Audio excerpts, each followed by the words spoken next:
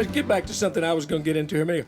Now, Wilma Lee, can we get another song out of you? Well, all right, yes, guitar. The one I know that you're planning to sing. We need a guitar back there for Wilma Lee. Wilma Lee was telling me an interesting story earlier about the man that wrote this song. It was a man named Mac Odell that used to sing on WLAC here in Nashville years ago. He wrote this song, and Wilma Lee was telling me that after she recorded this, you moved to Nashville, and without realizing it. The home we bought, the real estate man showed us a lot of houses, but then he came to this one, and it didn't have a for sale sign on it.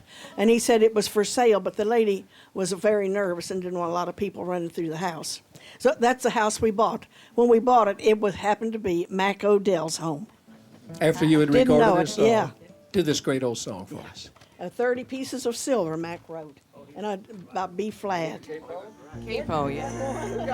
That's all right if not. Jimmy Dickens. Where's my guitar? There's always a capo on it. You got a B flat? This one's not with it. This one's not tuned with you all. I'll put. Now this one.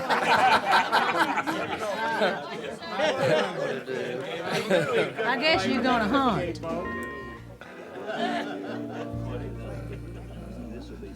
All right. Okay. Yeah, see if this is it's with them now. Yeah. That's close enough for country. Okay. 'Tis a sad but true story. From the Bible it came of a chosen disciple, though I mention no name. He planned with the council of high priest that day 30 pieces of silver was the price they would pay. 30 pieces of silver, 30 shekels of shame was the price paid for Jesus. On the cross he was slain, betrayed and forsaken, unloved and unclaimed. In anger they pierced him, but he died not in vain.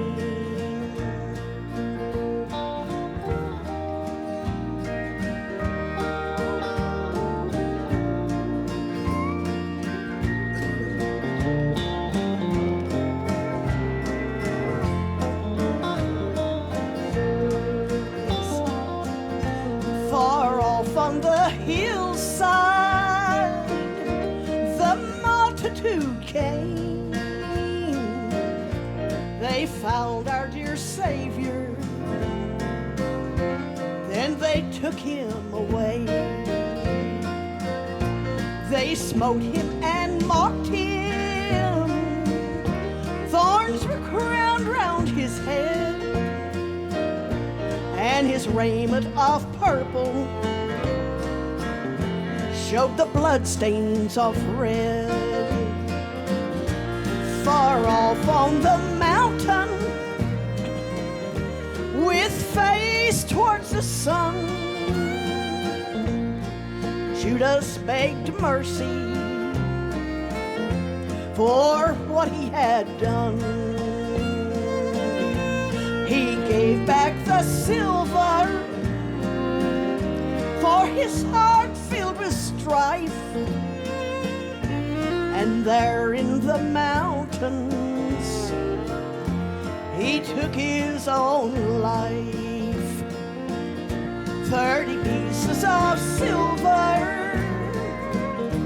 30 shekels of shame was the price paid for Jesus. On the cross he was slain, betrayed and forsaken, unloved and unclaimed. In anger they pierced him, but he died not in vain.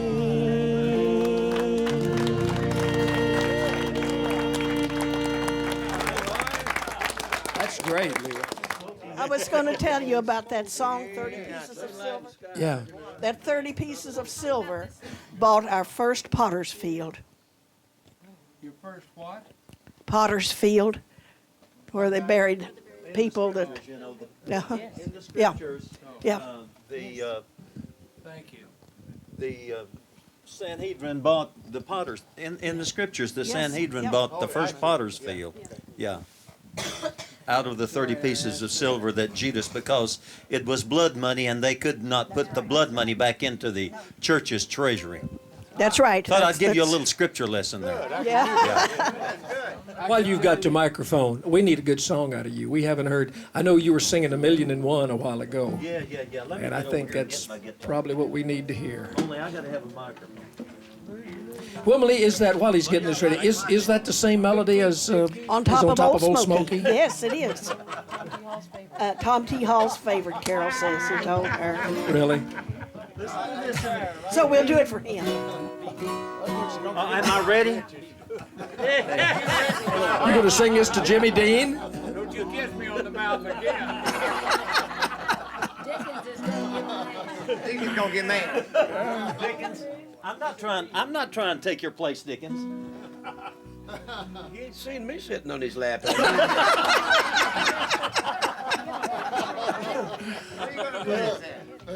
Here, you want the mic on a stand? Here's a stand. I think we can. This put is that one of those back kind on of the songs thing. that you can't sing sitting down simply because it takes too much air to sing it. Now, this is going to be a good trick if you can do that. I don't think you can do that. Move it over. You can make it work. Well, let me just go back over here. Here, grab your microphone. Let me go back over here and cause I've got one of the best microphone holders in the whole business right here. This old boy right over here in black. He may not be Johnny Cash, but he's a good microphone holder. This is in the key of B, everybody. It's not C and it's not B flat. It's in B Hey, I done bragged on you. How about holding that microphone up here? You rascal, I'll pull your beard. This is a song that I found down at the Hank Snow's Publishing Company. And the fella that was on the record company, his name is Fred Foster, is sitting over here. Sell a lot of And, records of this, Fred? Yeah, Says we you did. did real well with this one. And Fred Foster is, of course, one of the greatest A&R man that hit this town too. You know, we all back in the '60s and '70s and early '80s, we had a lot of great creative people in this town. And so he's one of them, and I recorded this song for him, and it became a big hit for me, and I appreciate that a lot. And all of you sing? It just starts out kind of high. How many teardrops have I cried over you? 1,000,001 tears, 1,000,002. How many long nights have my arms ached for you? 1,000,001 nights, 1,000,002. Just loving you, darling, while I thought you loved me, only me. But you were just fooling, and the fool you were fooling was me. How many sweet dreams will never come true? 1,000,001 dreams, 1,000,002. Just loving you, darling,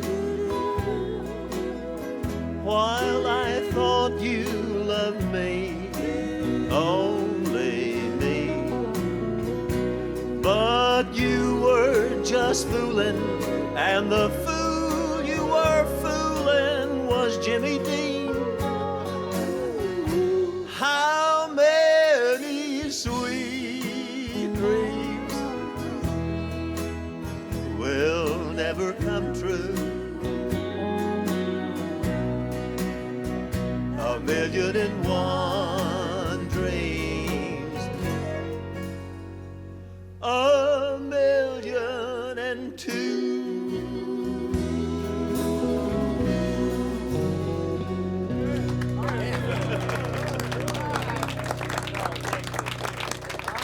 Let's hear it for the microphone stand, too. Mac Wiseman. Jeannie Seely, I'm going to throw this towards you because I know y'all were big buddies, and you even used to pretend that you were her. Dottie West, I know Buddy was close with Tell the story about the time that they introduced Dottie on stage and you went running out there. Oh, well, we were in fact, Jack Green and I were on the show at the auditorium in Minneapolis, and Dottie was working at the Flame Club there. So we hurried through our show at the auditorium so we could get over to the Flame for Dottie's last show. And of course, it was in the winter and cold. You know how everything got so dirty. The snow would just be black, and it was just awful up there. We come around the corner, and her bus is sitting back there, and it's dirty, and it's got Jeannie Seely rolled up on the front. So we went in the back door, and we were just speaking to her, and about that time, Jimmy Johnson was introducing her for the second show, you know. And I said, what do you start the second show with? And so she told me, so Jimmy Johnson said, one more time, would you welcome Dottie West? And I just took the microphone out of her hand and walked out and started saying, take that night train to Memphis, take that night train. And the people were like, yeah, yeah, yeah.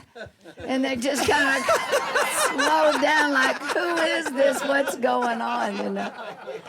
But yeah, Dottie, I miss her so much because we had so many wonderful times. We used to do so many fun things together. But at the time, Buddy probably remembers this when Hanks and my house was destroyed in a windstorm. They didn't call it a tornado. We might have got paid on the insurance, so they just called it a windstorm. But anyway, Dottie, of course, was the first one out there the next morning to see what the damage was and how we were and if we needed anything. And so she knew exactly what had happened. She knew what our plans were and the whole bit. Well, she left town, and Tammy Wynette was supposed to play Angola, Indiana, and Tammy got sick. Dottie was in the area, so they called Dottie to go fill in at that part for Tammy. Well, once again, she'd been working those fairs and all, and her bus was dirty, so she had my name on the front. And she pulled into the park. Well, the radio station there had just recently switched to country, and they still had the rock and roll disc jockeys, and they didn't know who anybody was, you know. So when they saw the bus come in with my name, you know, then they thought it must be me, you know. So he comes up there and he's saying, well, Jeannie, it's so good to have you here. We thought Dottie West was coming in, but we're delighted to have you. Well, the news about our house being wrecked had just come in on the AP, so he felt like he knew the inside on something. So he's asking her all about the damage to the house, and Dottie's just answering every question, you know, doing the whole interview. Finally, he got ready to leave, and she said, I thank you for all those wonderful things you said about my friend Jeannie Seely, and I'll tell her you said them. And she said, I'm just glad you didn't say anything bad about Dottie West because I'm Dottie West. Do you do any Dottie West songs? Yeah, I do a little bit of Here Comes My Baby. Do a little bit of that.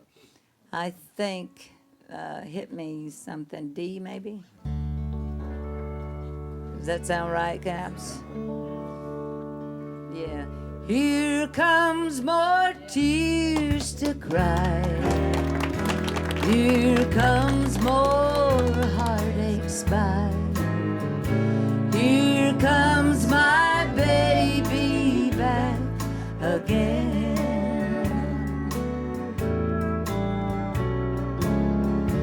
Here comes more misery. Here comes old memories. Here comes my again. My arms are open wide to let more heart inside.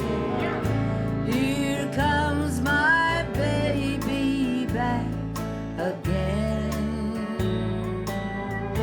He's sorry once again, and once more I'll understand. Here comes my baby back again. Here comes my baby back again.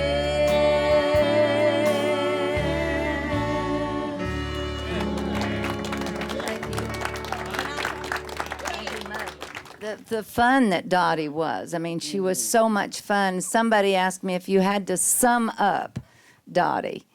And I loved holidays. All the holidays were special. I said, well, she had more Easter eggs at Easter than anybody, more jelly beans. She had more 4th of July fireworks. She had more pumpkins. You know, she had more every holiday. She had more of it because that she just had such a gusto for life, you know. You know, Bill, when I think about Dottie West, I think about a giving lady. And when I had been out of the business for a number of years and came back into the business, she was the first woman in the business, aside from my mother and, you know, my family, that opened up her doors to me. When I was actually really struggling, I was nothing, just nothing. And I was not even making enough to keep food on the table at that point. She opened up her home. Would you come to our dinner party? She said, I'd love to have you over there. And she recorded that night, and I got to watch her just be Dottie West and just have fun.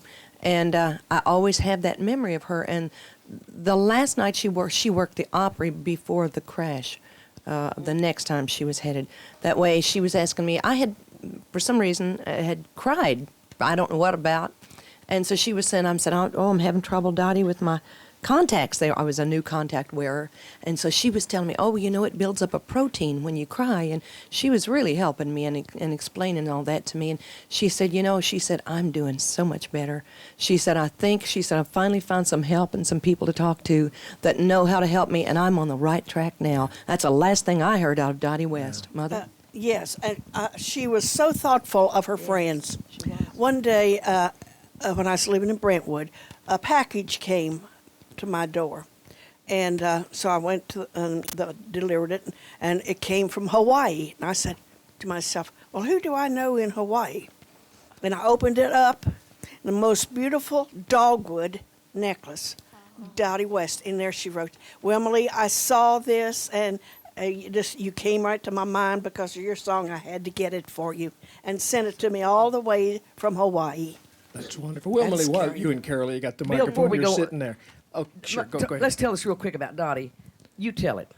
It involves Tommy Hill, and I think that you should bring it to light. Well, since Goldie's Tommy's sister.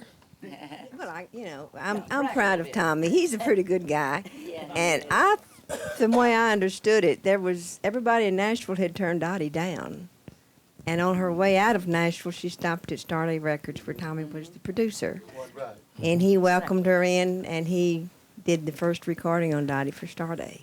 Right, and that's the truth. And I was riding home in my car, and I turned the radio, and I heard this record, and I said, "Who is that?" And the next day I searched to find Dottie, and found out that there was just a one-record deal. They had just released that one record. I called her and signed her, and signed her to Tree as a writer, and did a record for Atlantic Records. So that's the truth. That's where it's. Thank Yeah. Tommy for holding her. in Absolutely, Nashville. absolutely. No, that's the truth, because I heard that one record on the radio. Nobody said this is Goldie Hill and it's Tommy Hill's brother or sister. Or brother, whichever. And But Carl that's who Smith. this is. That's why she knows about that. And Carl Smith's wife. And Carl She's just Smith's plain wife. No, she's just plain old Goldie. Oh, I see. Let's go back to Jan's poem. You're not plugging anything, are you? No, I'm not plugging a thing. I'm not plugging a thing. Right after I had gotten contacts, you know, everything is suddenly very clear. You know, when before it's just kind of fuzzy. I got my contacts, I put them in, and looked in the mirror and went, ah! You know, because everything showed up. Things I didn't want to see. So the way I write, it just comes to me, and I write, and when it gets through, flowing through my mind, it's over. And anyway, I went and sat down at my desk, and I wrote my sentiments on growing older. And it's just called Aging. What a shock to wake up old. What idiot said these years are solid gold? My bones make strange noises, my mind can't remember if it's a cold snap in May or a warm day in December.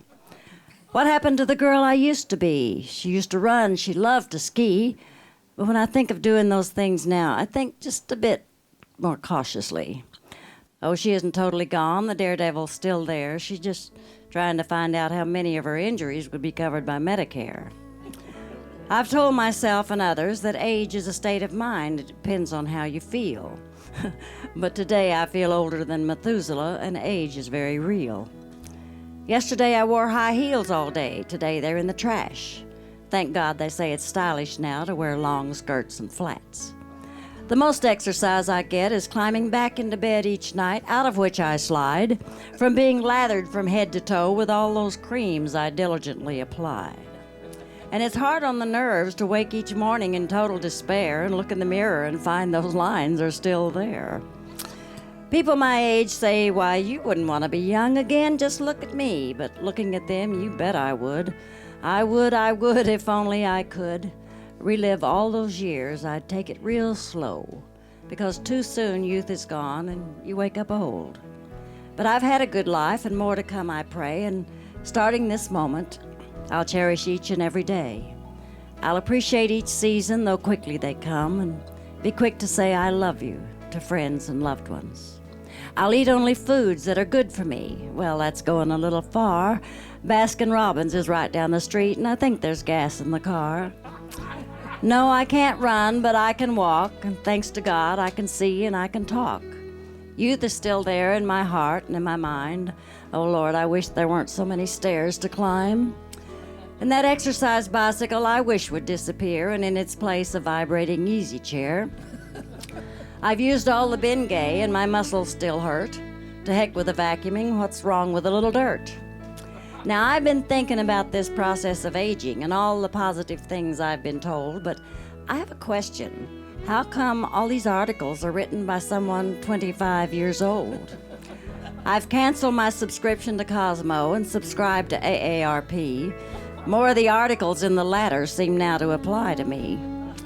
I hadn't meant to write a book, and I don't want to get anyone depressed, but at least mine would have some humor, and that's more than I can say for the rest. Yes, there's lots of drawbacks to growing old, but considering the alternatives, it isn't bad. And I've had all these years to store up memories, and for that, I'm thankful and I'm glad. I have just one more statement, and I'll end with this. To have to look into a magnifying mirror to put on makeup is the living lousy pits. That's wonderful. My sentiments. What? Yeah. You may have this one.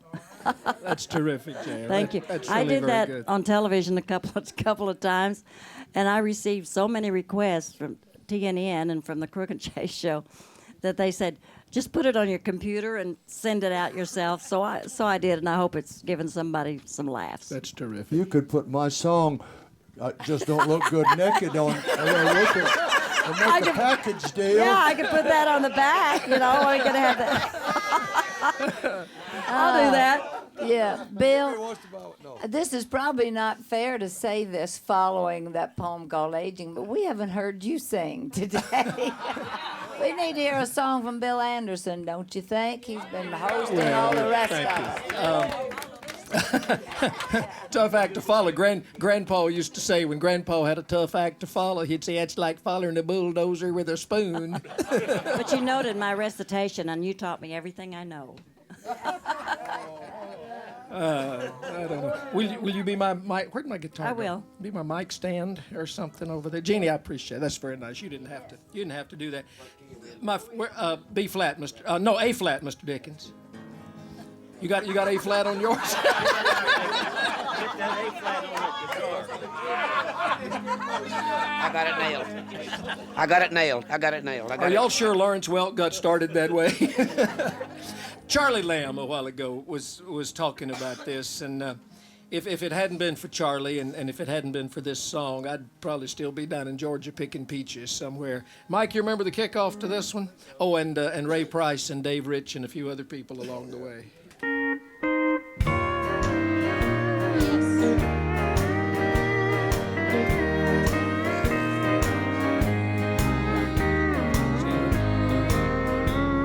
The bright array of city lights as far as I can see. The great wide way shines through the night for lonely guys like me.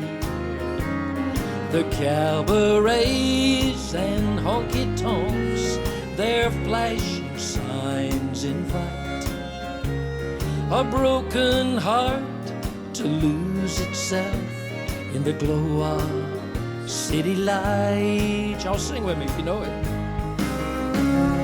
Lights that say forget her name in a glass of sherry wine. Lights that offer other girls for empty hearts like mine. They paint a pretty picture of a world that's gay and bright, but it's just a mask for loneliness behind those city lights.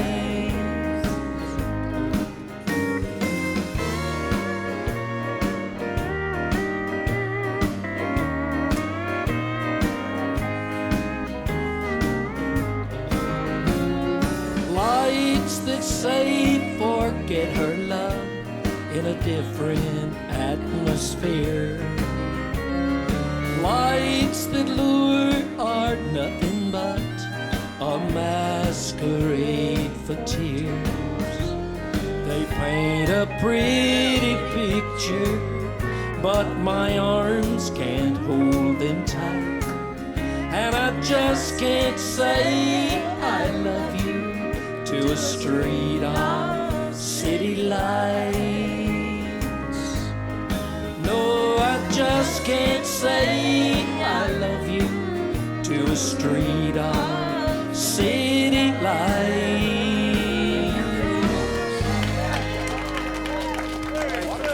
What a great song. Thank you. Bill Carlisle, we hadn't heard near enough from you since we've been around here. I think you need to lay something on us here. I don't know. I tried. I sat here till I got hoarse.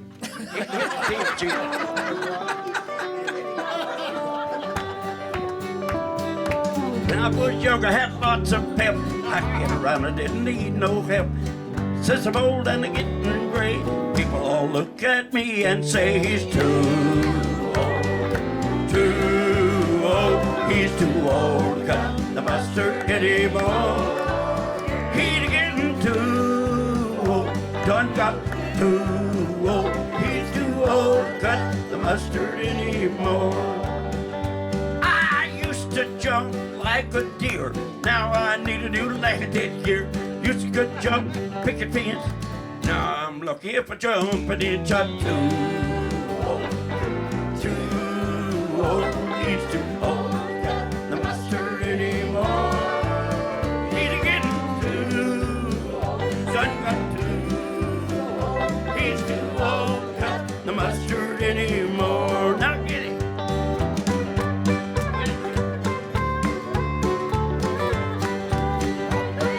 Big little Jim. When I was young, I had an automobile. Scoop myself under that wheel. Had to pat the gals off with a stick. Now they say, Oh, he makes me sick. it's me too old. Too old. He's too old to cut the mustard anymore. He's getting too old. Too old. He's too old to cut the mustard anymore.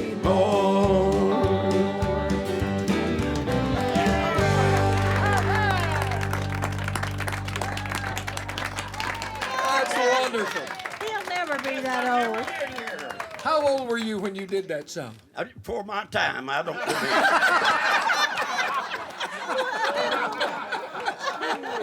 Subtract 35 from what? Huh? Subtract 35 years from what? From everything. Tell him I'll be 91 year after next. Hey, Bill. 2 years at a time. Bill, didn't your record come out in 1953 on Yeah. He's Too Old to Cut the Mustard? Right, where are you? I That's right. That's right. 1953. That's when they came out. Yeah, that's it. Jimmy Newman had his hand up over there.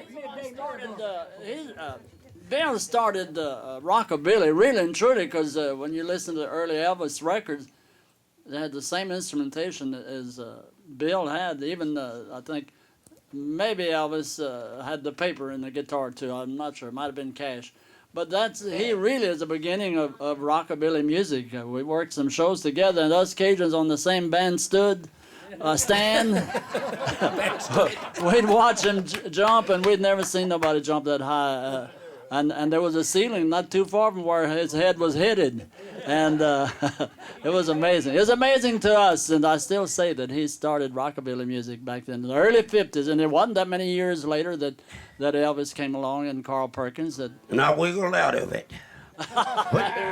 He wiggled me out of it. Elvis did. I never could get that wiggle like he did. You're the world's youngest teenager. Huh? You're the world's youngest teenager. Yeah, I'm a sex symbol, too. Sheb Woolley, we haven't heard a good song from you. No, I guess not. We heard the one about you running around naked. How about That's My Paul? You still do that one? Yeah, I'll do it. I got to stand up to do Yeah, this. we should all stand up Can I to sing. It helps. It's the seventh inning stretch.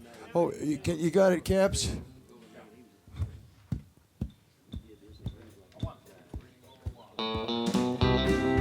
Yeah, Jimmy's got it. Now back in the country where I was born is on a little old hillside farm. My pa raised 6 kids and one of them was me. And in the fall of the year when the fields got white, we'd start picking cotton about daylight, and on Saturday, Pa would take it all to town. Then long about dark and everything was still, we could tell it was fall coming down the hill, 'cause he'd rear back and sound off something like this.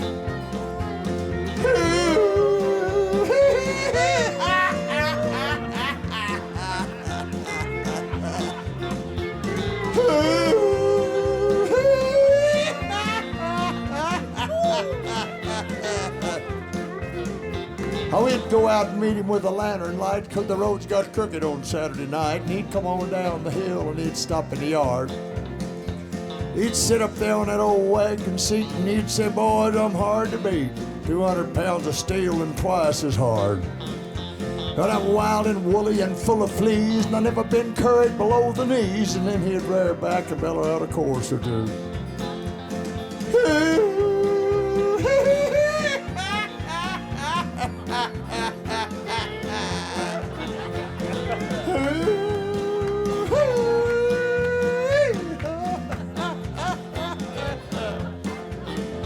Said I'm rough and ready in a little bit while I whip anybody in a half a mile. Of course, there wasn't anybody else there except me and little Skeet. Said I'm just as tough as a hickory briar, and I can dive deeper and come up drier. And he did it too, right off of that wagon seat. Well, it shook him up when he hit the ground, but Pa got up and kind of looked around and then reared back and let us have it again.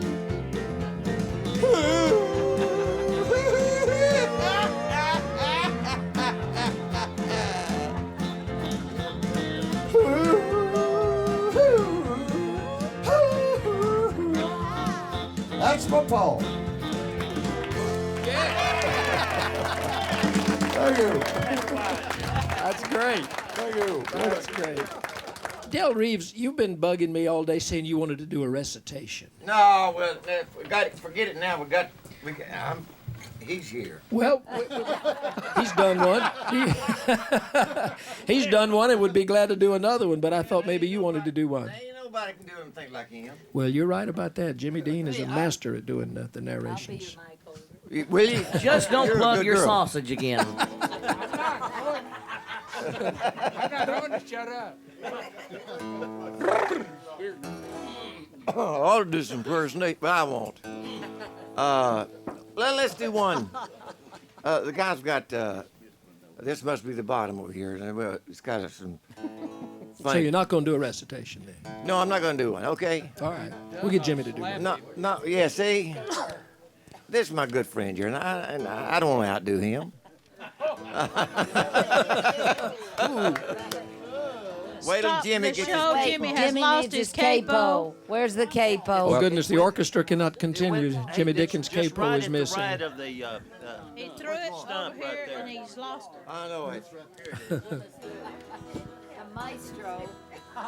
Can't lead the band. Say, Sorry. Go ahead. You go on now. I'm ready, folks.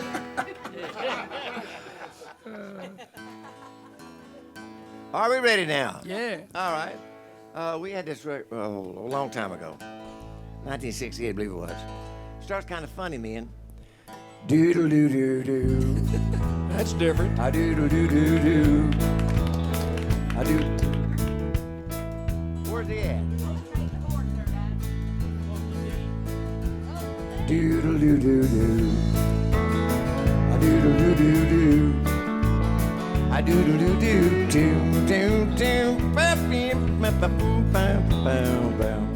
Well, I lost my job, ain't got a dime. I need a shave and I need a shine. And I'm all hung over. I got a mouthful of cotton. I guess I've arrived. It must be the bottom. If this is the bottom, well, okay, I figured I'd make it one day. I had high hopes, but she sure shot 'em. I guess I've arrived, it must be the bottom. Doodle doo doo doo. I doodle doo doo doo. I doodle doo doo doo doo doo. I'm an honorary member of Skid Row. Smoke old butts and we bag our dough. And if you need any troubles, Lord, folks, we got 'em. I guess I've arrived. It must be the bottom. If this is the bottom, well, okay, I figured I'd make it one day. I had high hopes, but she sure shot 'em. Guess I've arrived, it must be the bottom. Doodle doo doo doo. Oh, this must be the bottom. 'Cause the only way I sees up, and the Salvation Army band is a-coming after us. Doodle doo doo doo. I doodle doo doo, oh me. I doodle doo doo doo doo doo.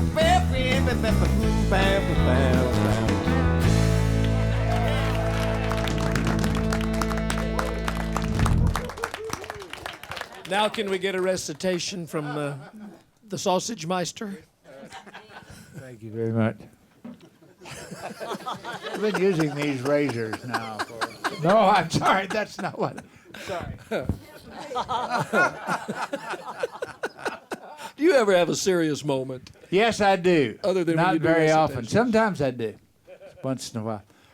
Okay, we'll do one. The boys in the control room says, "Well, if you got to do something." Well, there wasn't any. No,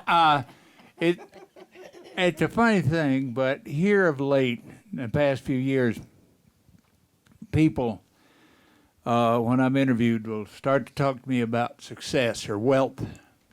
And to me, those things have always been a state of mind. My granddaddy was the wealthiest, the most successful man I ever knew. And I doubt if he ever made $10,000 in his life in a year. But his rows were straighter and his fences were tighter. And his house was whiter and his barn was redder, and he raised 9 kids. Got them through school. And he had a wonderful relationship with the man upstairs. And that gives one a marvelous inner peace, and he had that. And if you want to talk about success and wealth, that's it right there. But I'd like to do a little thing that reminds me of him that, oh goodness, Jim and I put this thing together more years ago than I'd care to remember. Can you do just a little sweet hour of prayer? And don't play too loud, just real soft, because a little respect for antiquity, all right? Thank you. But this is called The Farmer and the Lord, and it reminds me of my Papa Taylor. I was resting one evening by the side of a road, and I saw an old farmer in a field he just hoed, and his face was all brown and wrinkled by the sun and the wind. And he was talking to the Lord just like he'd be talking to a friend. Well, sure, he said with his voice calm, quiet, them corn tassels need sacking, got no string to tie it, and hadn't raining so long that the field is mighty dusty. And, well, it's been so unbearable hot that the kids even getting fussy, and that grass down in the pasture, if we could just have should be knee high, and if we could just have a little shower, Lord, might keep the cow from going dry.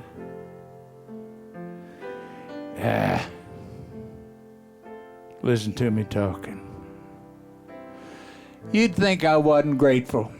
If you didn't know me so well, Lord, you'd think I'd forgot about, you'd think I was downright hateful, and you'd think I'd forgot about that new calf that you sent, and the money in the pail that took care of the rent. And Ma's cold's better. Johnny's home from the Navy, and that good Sunday dinner of chicken and dumplings and gravy.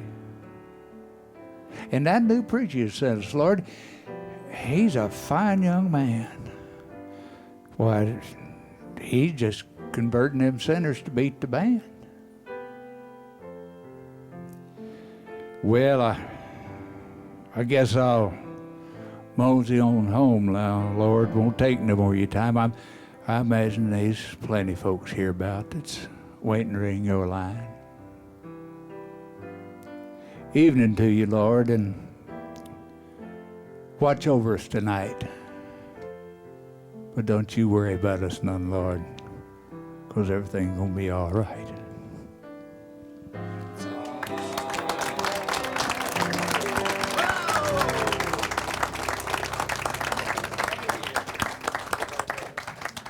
That's beautiful.